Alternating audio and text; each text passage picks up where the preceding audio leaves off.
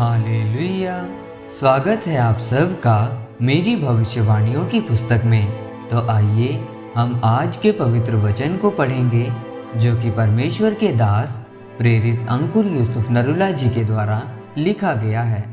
विरोध होने पर आप क्या कदम उठाते हैं? जैसा कि प्रेरितों के काम अध्याय 14 उसकी 5 से 7 आयत में लिखा है, परंतु जब अन्य जाति और यहूदी उनका अपमान और उन पर पथराव करने के लिए अपने सरदारों समेत उन पर दौड़े, तो वो इस बात को जान गए और लुकोनियों के लुस्त्रा और दिर्बे नगरों में और आसपास के प्रदेशों में भाग गए और वहाँ सुसमाचार सुनाने लगे। मेरे प्रियो, आप जानते हैं कि अपने सुसमाचार को लोगों तक पहुँचाने के लिए परमेश्वर ने पौलुस को चुना था। मेरे प्रियो, आप जानते हैं कि अपने सुसमाचार को लोगों तक पहुंचाने के लिए परमेश्वर ने पौलुस को चुना था, परंतु पौलुस को भी ये काम करने के लिए सहायक की ज़रूरत पड़ी। और बाइबल में पौलुस ही वो प्रेरित है जिसने सबसे ज़्यादा प्रभु यीशु मसीह का सुसमाचार अलग अलग देशों तक पहुंचाया और प्रचार किया और सबसे ज़्यादा पत्रियों को लिखा। लेकिन अपनी इस ईश्वरीय बुलाहट को पूरा करने के लिए पौलुस को भी कुछ फैसले और कुछ कदम उठाने पड़े। जब हम बाइबल में प्रेरितों के काम 14 अध्याय में पौलुस के बारे में पढ़ते हैं तो लिखा है कि जब पौलुस इकुनियुम में परमेश्वर के बारे में प्रचार कर रहा था तो यहूदी लोगों ने अन्य जाति लोगों के मन उसके खिलाफ उकसाए और उनमें कटुता भर दी। वहाँ पर बहुत बड़े काम हुए, चमत्कार हुए, लेकिन कुछ लोगों ने उसका विरोध किया और उस पर पथराव किया।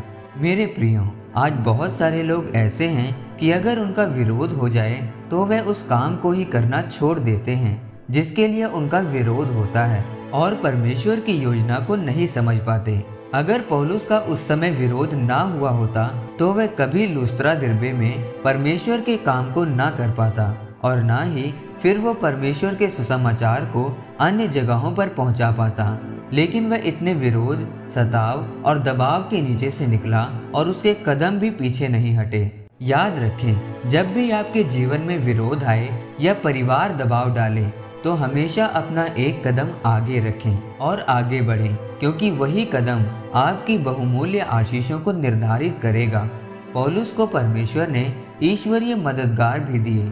आज जब लोगों पर उनका परिवार दबाव डालता है तो वह डर जाते हैं, चर्च आना बंद कर देते हैं। बाइबल में परमेश्वर ने कहा कि डरपोक मेरे राज्य में प्रवेश नहीं कर सकते।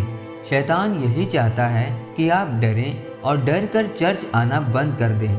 अगर आप परमेश्वर की मर्जी को अपने जीवन में पूरी करना चाहते हैं तो आपको अपने जीवन में कुछ कदम, कुछ फैसले लेने पड़ेंगे। इसीलिए मेरे प्रियो, विरोध, सताव और दबाव के बाद भी आपको शैतान की तरफ नहीं, यानी पीछे की तरफ नहीं, बल्कि परमेश्वर की ओर अपने कदम बढ़ाने हैं।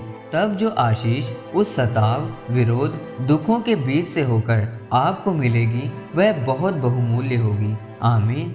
आइए परमेश्वर के दास के द्वारा लिखे गए इस अंगीकार को आप मेरे साथ एक मन होकर करें।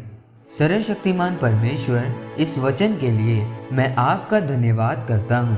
परमेश्वर, मैं अंगीकार करता हूँ कि मैं अपने दुख और विरोध के समय में भी अपने कदम आपकी ओर बढ़ाऊंगा और आपकी मर्जी को अपने जीवन में पूरी करूंगा। आमीन। परमेश्वर आप सबको आज के वचन के ऊपर मनन करने के द्वारा आशीषित करे। आमीन।